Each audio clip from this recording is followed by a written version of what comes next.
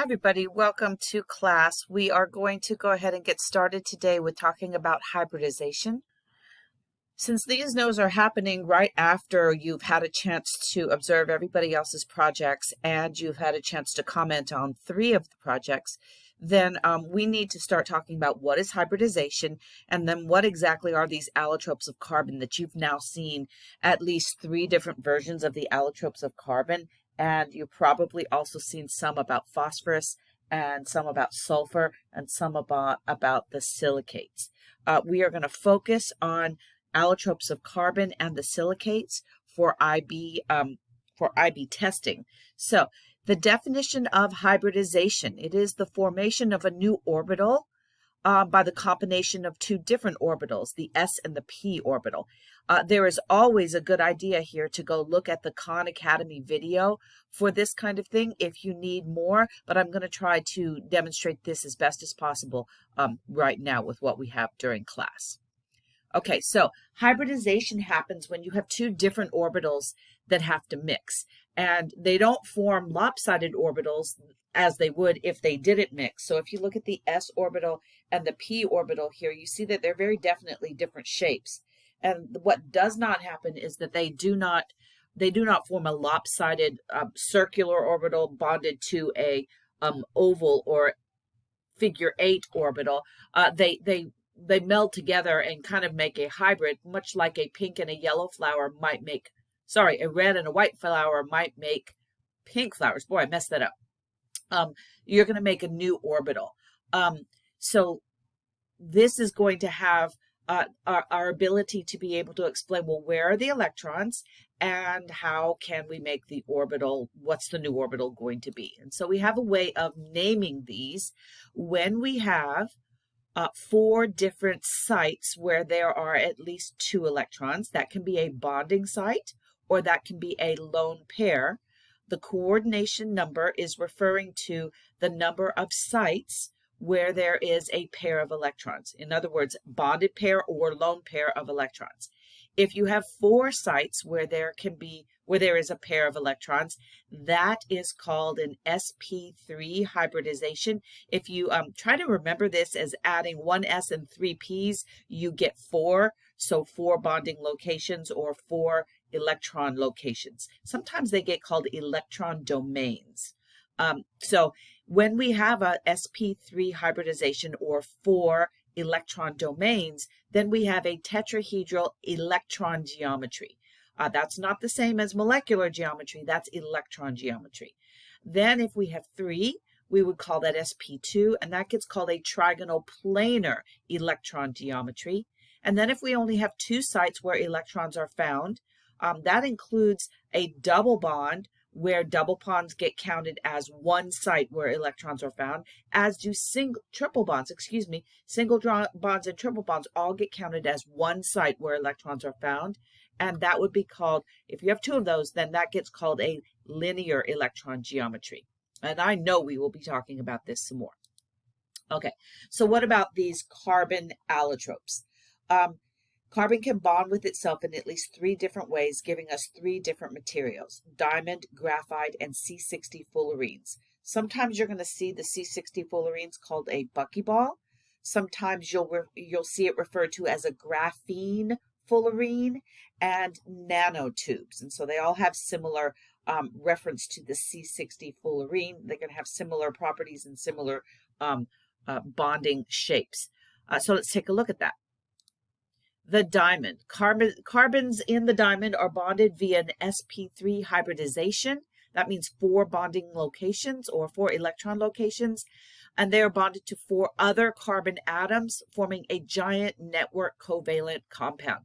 If you remember from our intermolecular forces notes, this means that these have very, very strong bonds. They have very, very high melting and boiling points. And because of their strong bonds, that leads to diamonds' hardness factor being very, very high. So properties: high melting point due to strong directional covalent bonds, extremely hard because of its difficulty to break it apart. It has no electrical conductivity because electrons are localized. They are not free to move around. And it is insoluble in both polar and nonpolar solvents because its molecular bonds are stronger than any intermolecular forces. That's really good because I really wouldn't want my diamond to dissolve if I washed my hands with my diamond on my hand. So that would be a bad thing. Graphite. This is where our carbon atoms are bonded via sp2 hybridization. Carbon atoms form sheets of six-sided rings with p orbitals perpendicular to the plane of the ring.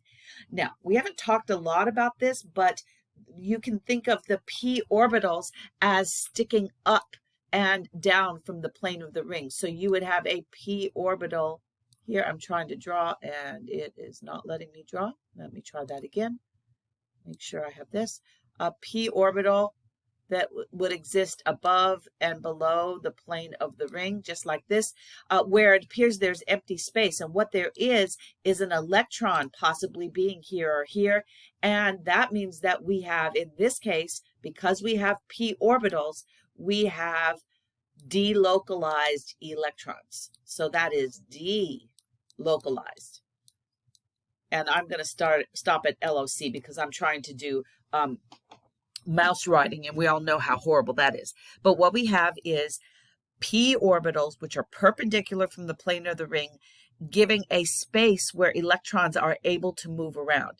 And this is probably going to be making you go, oh, I know what that means. I know that that means that we are going to have mobile electrons, and that means that we are definitely going to have the ability to have strong van der Waals forces, but because of those delocalized, we're going to have electrons that are mobile. Okay, so we know that carbon has 4 valence electrons to bond with. 3 are used for the closest atoms. So these 3 bonds right here, and let me draw again on here. These 3 bonds right here, and right here are actually trapped in bonds, but I do have electrons above and below. So not all electrons are delocalized, just the ones that are in the p orbitals. Okay, and these p orbital electrons also allow for stronger van der Waals forces holding the sheets together. But graphite is interesting because it's what we use in our pencils. So when our pencils write, we are actually putting down sheets of graphite. Now we're putting down more than one sheet of graphite at a time, so it's more than one atom thick. It's several hundreds and hundreds of millions of atoms thick. But it is definitely in the reason we're able to use our pencils is because it's making a sheet of graphite there. Okay, we will move ourselves along now. Let's see here. All right, properties. These are different from diamonds. They are able to conduct electricity because of those delocalized electrons. They feel slippery, so we use them as lubricant to slide past each other. And then we also use them in pencils, as you know. They have a high melting point. They are also insoluble for the same reasons diamonds are insoluble. But as you're going to see, and I'm not sure if I wrote it here. Let me go back one and let's just take a look because I want to see.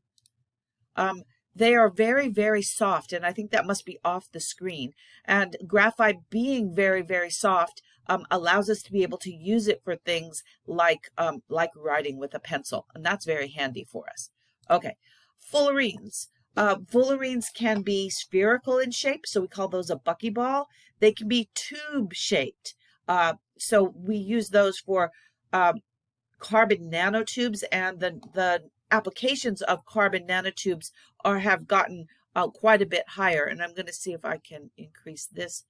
All right, so in a fullerene, we have super strong bonds. They have the same bonds as the graphene or graphite that we were just talking about. They have the 3-sided carbon bonds with the delocalized p orbitals, which means that they have electrons that are able to conduct electricity because they are able to move about these delocalized electrons, but they are very, very strong. If you'll see the things that are marked in red here, you can see some of the actual carbon bonds here Whereas, where are the electrons? Well, the electrons are floating around inside these tubes, just like the electrons would be floating around inside the fullerene, or the buckyball. Okay, this was back in the 1990s. This was a huge step forward for us, and we have started using these in industrial applications as well now. Oops, not what I wanted. Hang on. All right, there we go. So what is a buckyball? That's what it looks like. It is a carbon atoms bonded in units of 60 atoms. They are called C60 for that reason. They form a structure similar to a soccer ball with interlocking 6-sided and 5-sided rings. This is important. You do need to know what this structure is. So this interlocking 6-sided and 5-sided rings. They have sp2 hybridization. Now, how is a buckyball different than a graphite? Buckyballs, of course, is making a circular or spherical shape, but a graphite is making layers. They do have strong bonds, as in the covalent bonds, and they do have the p orbitals with the delocalized electrons, just like graphite does. So they have they have electrical conductivity, but the graphite has more electrical conductivity because of its being planar. But buckyballs and nanotubes can both make stronger materials than the graphite can because of just the way their shape is and the strength of all these bonds interlocking the way they do. All right, on we go. What about silicon? Silicon is to geologists what carbon is to biologists. Okay, silicon makes up all the rocks, basically. It's in the same group as carbon because we are expecting it, and so we would expect it to bond with hydrogen. Sorry, I said the wrong thing. Oxygen in the same way. So CO2 and SiO2 bond in the same way with your directional double bonds. But Si and SiO has much longer bond length, and Si has a much longer p orbital than O, so pi bonds are not as productive. In other words, this stabilizes it a lot more. Silicon is rarely found pure. It is most likely found in combination with oxygen. If you want to know, well, where do we find silicon dioxide? Think of all the grains of sand on all the beaches of the world. And there you get to start with a really good idea of where we find silicon dioxide.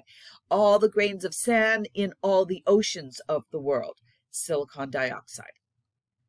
All right. So silicates. Silicates are can be silica or quartz with a Si to O ratio of 1:2, or they can vary as in a 1:4 or 2:4 sort of ratio. Silicates are anions of silicon and oxygen interconnected. They follow a tetrahedral sort of format, and they come from sand, glass, clay, and so forth. Silicone is a different kind of thing.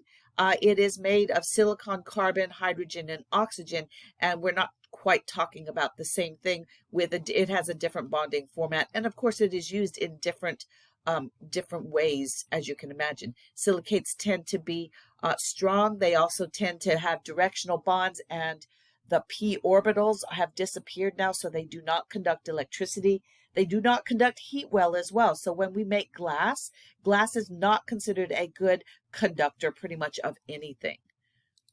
All right, and we're going to stop our presentation right there.